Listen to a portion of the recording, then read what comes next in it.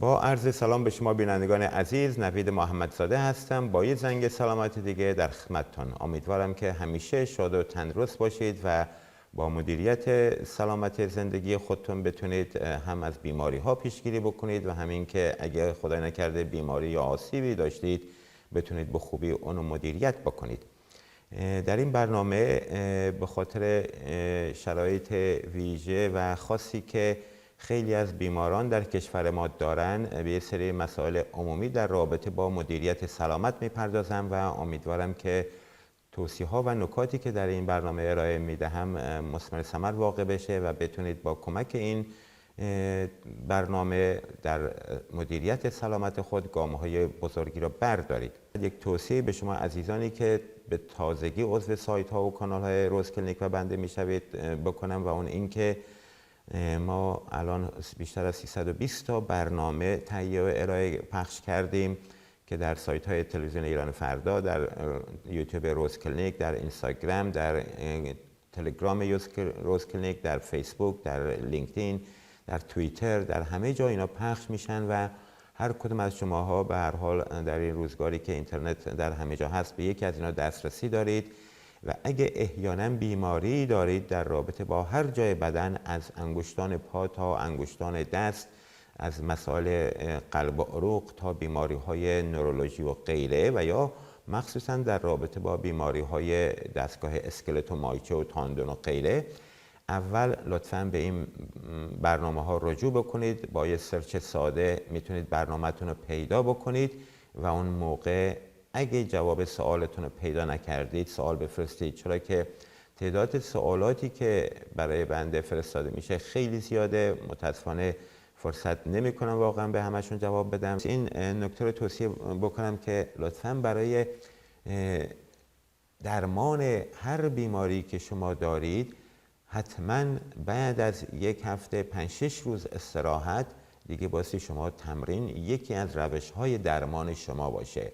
حالا در کنارش دارو و دکتر و غیره هم خواهید داشت و خواهید رفت، ولی به طور قطع و بر مبنای شواهد علمی و حتی کارشناس‌های محترمی که دعوت کردیم به این برنامه‌ها دیگه برای شماهایی که این برنامه را دنبال میکنید کاملا ثابت شده و مشخص شده که برای تمام قسمت‌های بدن و بیماری‌های بدن علاوه بر دارو و دکتر و جراحی و غیره ما به یک سری تمرین‌ها و حرکت‌هایی نیاز داریم که ضمن اینکه از وخیم شدن اون آسیب جلوگیری میکنیم در خیلی از مواقع اون را بهبودی کامل میبخشیم.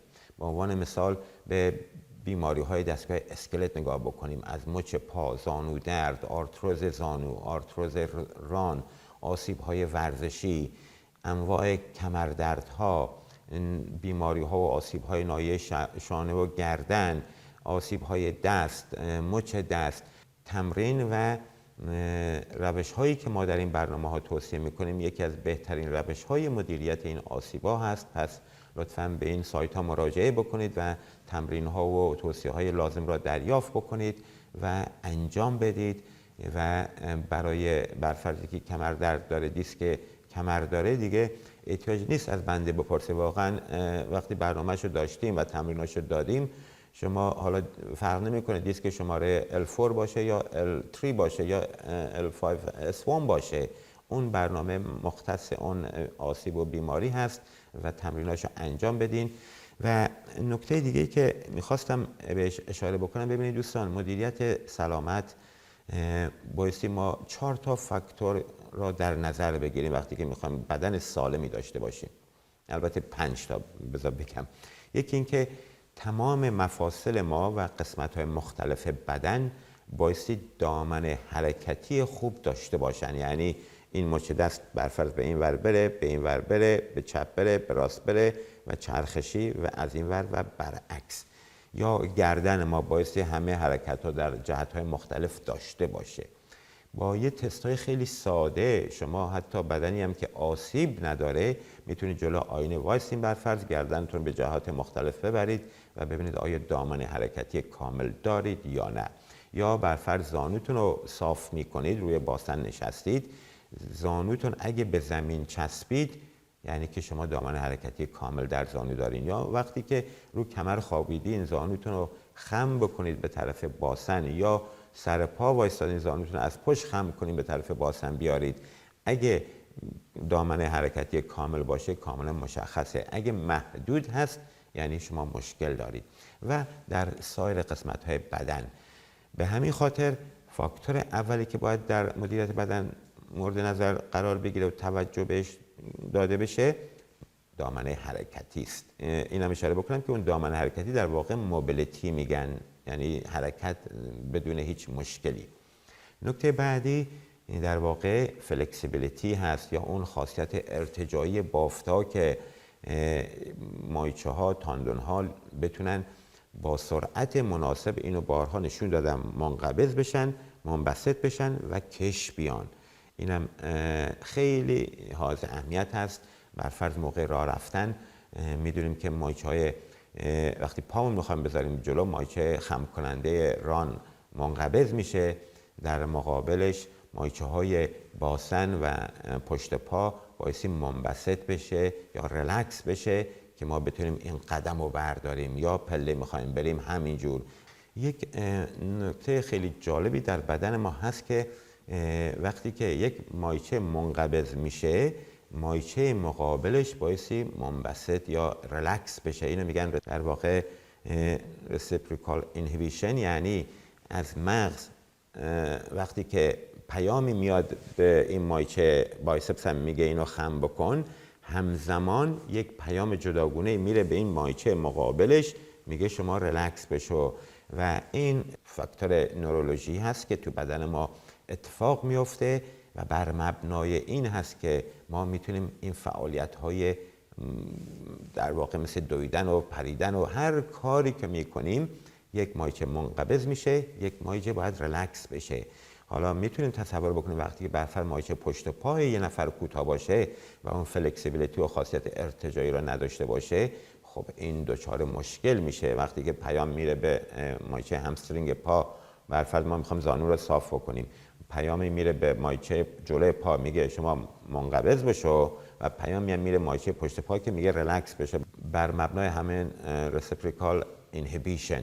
و وقتی مایچه همسترینگ کوتاه و خشک باشه و نتونه ریلکس بشه، خب ما فشار زیادی به زانو و مایچه جلوی پا میاریم، احتمال داره تاندونش آسیب ببینه. پس اینم از فاکتور فلکسیبیلیتی که خیلی حائز اهمیته. موضوع بعدی در واقع قدرت هست که هر مایچه‌ای بایستی یک سری توانایی و قدرت داشته باشه که برفرض میخوام یک ساک خرید و یک پلاستیک خرید و شما بیاریم بالا و ببرین منزل، یه 10 دقیقه پیاده روی میکنین، این بسته خریدم دستتونه. این قدرت مایچل اینجا لازمه که بتونه اینو تحمل بکنه تا دم منزل و آسیبی به دستتون یا شونتون یا کمرتون وارد نشه.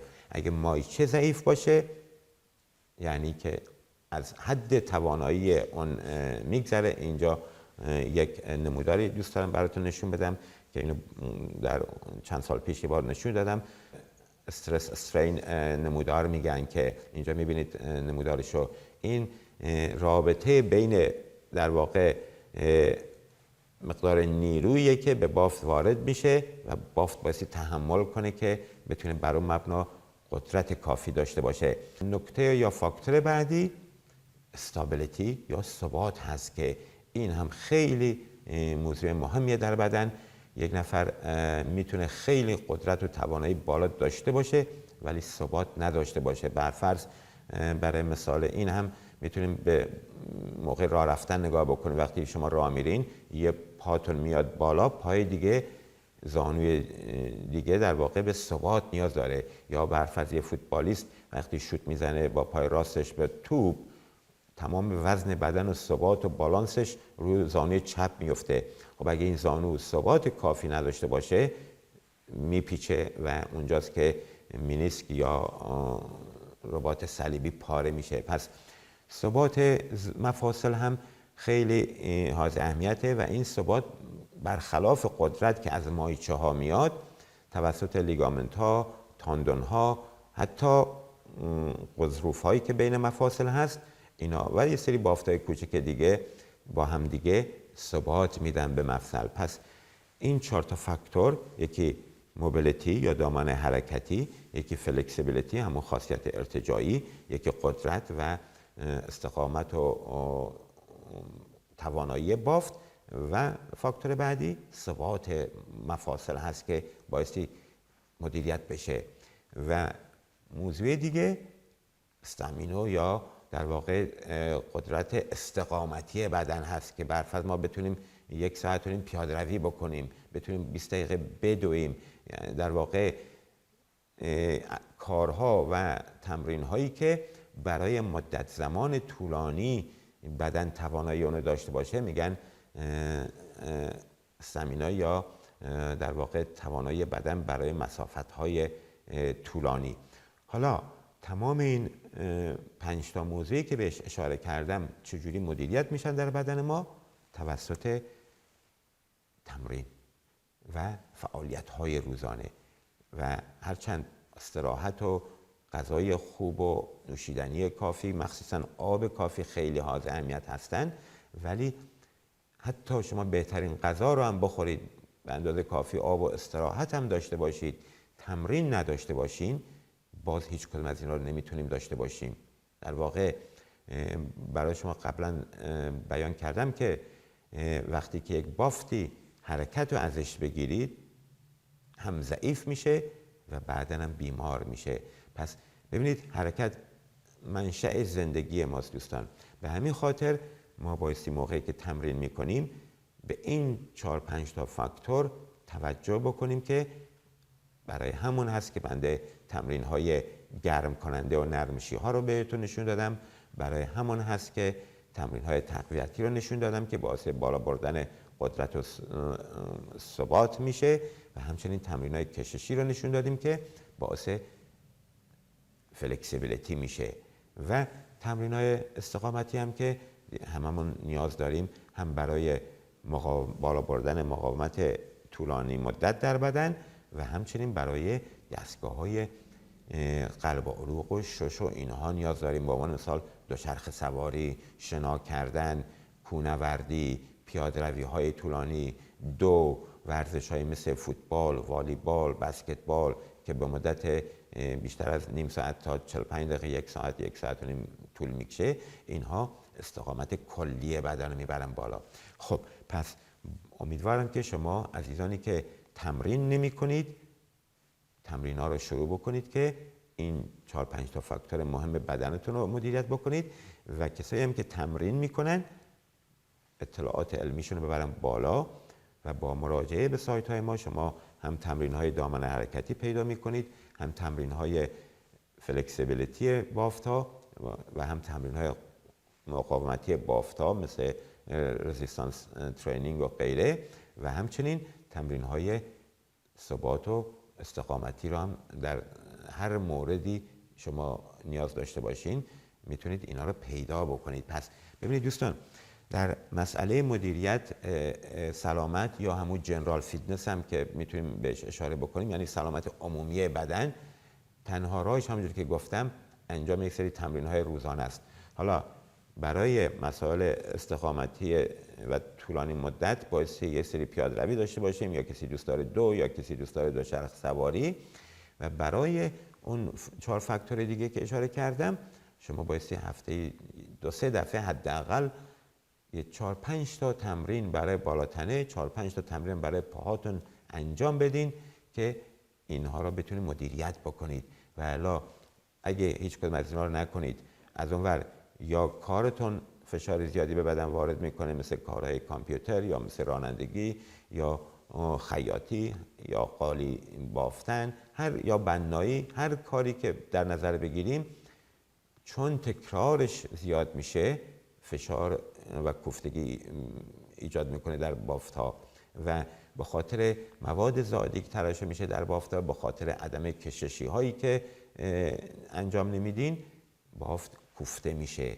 و برای همینه که برفرض یه نفر کشاورزی میکنه یا کار بنایی میکنه یا رانندگی میکنه یا حتی پشت کامپیوتر نشسته و مدیر یک شرکت هم هست، اگه تمرین نکنه دچار آسیب در یک قسمتی از بدن میشن، و اونجاست که آسیب و بیماری شروع میشه. همین هفته پیش داشتم، یک همکار استرالیایی هست، اونم بحث خیلی خوبی در میدیا اینا میذاره، یک برنامه‌شو میدیدم، قشنگ توضیح اونم داشت اصرار میکرد که بنده اینو بارها گفتم، اکثر آسیب‌های دستگاه اسکلت ما به خاطر خستگی و کوفتگی و یا ضعف بافت‌های مثل مایچه و تاندون و لیگامنت هست و همونجوری که باز گفتم تنها راه تقویت اینا هم یک سری تمرینه و شما برای جنرال فیتنس یا اون سلامت عمومی هم در کنار اون ورزش‌های هوازی مثل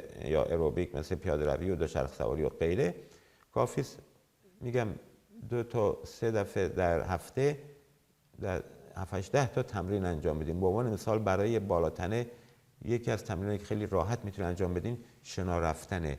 اگه روی زمین سخته نمیتونید روی دیوار برید. اگه روی دیوار خیلی راحته برای شما در یه سطح افقی مثل این میز برید. اگه میتونید روی زمین برید.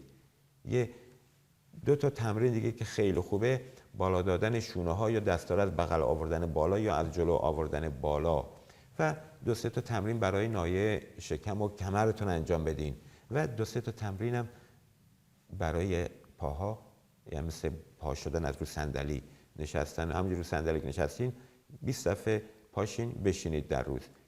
همین کافیه.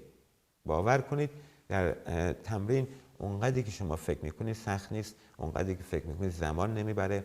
ما ساعتها در هفته و در ماه میشینیم فیلم نگاه میکنیم، سریال نگاه میکنیم، روی مبل لم دادیم، در حال چیپس خوردن و تغذیه‌های اسنک‌های غیر ضروری هستیم. وقتی عادت بکنیم به تمرین دیگه مشکلی نخواهیم داشت. همونجوری که در کارزار 10,000 قدم در روز دیدین که هنوز هم خوشبختانه صدها نفر از هموطنان انجام میدن بعد 5-6 ماه و مرتب گرینشات اپ پیاده‌رویشون رو میفرستن. بعضیا با سنین بالای 60-70 سال میبینم که 14,000 15,000 قدم در روز راه میرن. یک هموطن دیگه یک اپلیکیشن سامسونگ هست که در همه جای دنیا هر کی میتونه عضو بشه و 10,000 قدم رو در روز بره، ایشون برای من مرتب میفرسته. 10 نفر هنوزم که هنوز اون پیاده‌روی انجام میدن. اینا چرا انجام میدن؟ برای اینکه عادت کردن دیگه بهش. خود بنده هنوز همونجوری که بهتون اون موقع قول دادم دیگه نه ماشین سوار شدم برای رفت آمد سر کار نه چیزی و اکثر روزها 10,000 تا یا بالاتر انجام میدم. تمرین عادته. پس شما همین جمله که دکتر توکل یادش بخیر یه بار در این برنامه گفتن، بهترین عادتی که ما میتونیم بکنیم عادت به تمرین و ورزشه. و از یه طرف دیگه متاسفانه چون دولت ما و مخصوصا نظام سلامت ما هیچ اهمیتی به مدیریت سلامت مردم نمیده، تنها راه چاره خود شما هستین و خوشبختانه با دسترسی به این برنامه‌ها و با مراجعه به موقع به این برنامه‌هایی که در آرشیو هستن شما به راحتی میتونید سلامتتون مدیریت بکنید. اینقدر دوستان دنبال قرص و دارو و MRI و اینا نباشید. بارها براتون گایدلاین ها رو اینجا آنالایز کردیم که در 50-60-70% کمردرد اصلا شما به MRI نیاز ندارید. حتی دیسک کمر دارین شما به MRI نیاز ندارید. به جای اینکه 3-4 ماه و این همه پول صرف رفتن 4-5 تا متخصص و 2-3 تا MRI و 10 نوار عصب و 10 دکتر و فیزیوتراپیست برید، از همون روز اول بریم پیش فیزیوتراپیست اگه دسترسی داشتین و اگه نبود به این برنامه‌ها رجوع بکنید. هر قسمت بدن درد دارید همونجا رو سرچ بکنید، سریع تمرین‌ها و برنامه‌اش میاد بالا، 2-3 تاشو نگاه بکنید، تمرینای نوت بردارین برای خودتون و شروع کنید. منتظر نمونید. هیچ تمرینی که بنده اینجا براتون ارائه دادم برای هر بیماری و آسیبی مطمئن باشین که هیچ ضرری نداره. تمام اینا بر مبنای شواهد علمی هست. بنده ملاحظه کردین که از اطلاعات شخصی رو به شما نمیگم. برای هر کدوم از این برنامه‌ها 10 ساعت وقت میگذارم، چرا که به خاطر عدم مدیریت نظام سلامت ما از همچین راه‌هایی بایستی به مردم کمک بشه که سلامتشون رو مدیریت بکنن. متاسفانه در کشور ما نظام سلامت یه جورایی بر مبنای اون سیستم غلطی که صدها سال پیش پایه‌گذاری شده و اومده بالا همینجوری یه جوری میچرخه، ولی هیچ سیستماتیک نیست، روش اصولی نیست. مثل اینجا نیست که دکتر بعد 1 سال به شما پیام بده بگه بهتره شما بیان قندتو چک بکنید. اونجا مردم بیمار میشن در کشور ما، بایستی خودشون هزاران راه برن تا این بیماری را خوب بکنن. ولی دوستان من بهتون میگم این برنامه میتونه همونجوری که صدها نفر در ما پیام میدین میگین من با فلان برنامه، با این برنامه، با اون تمرینا این درد و ناراحتی را خوب کردم، شماهایی هم که تازه عضو شدین حتما انجام بدین و حتما نتیجهشو خواهید دید.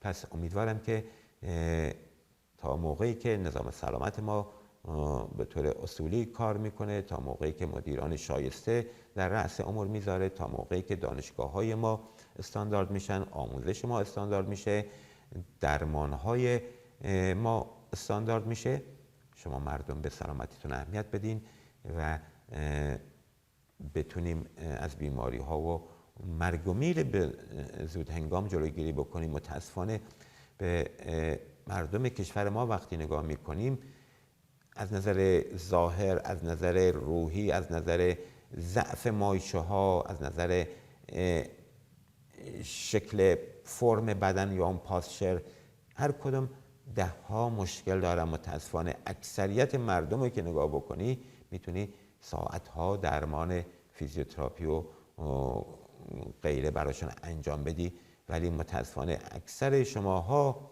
در طی عمرتون کیلو دارو مصرف کردین. ولی منی که 28 ساله اومدم بیرون، تا روزی که اونجا بودم سالی 5-6 دفعه حداقل آنتی بیوتیک به من میدادم برای یه سرماخوردگی کوچک، ولی الان 28 ساله حتی یک بارم یک قرص نخوردم، مگه اینکه 1-2 دفعه برای سر درد چیزی. پس ببینید این مدیریت سلامت دوستان که شما دارو نخورید. دارو هیچ درد دستگاه اسکلتو خوب نمیکنه. در بدترین شرایط یک استروید یا کورتیزون میزنن، اونم خوب نمیکنه.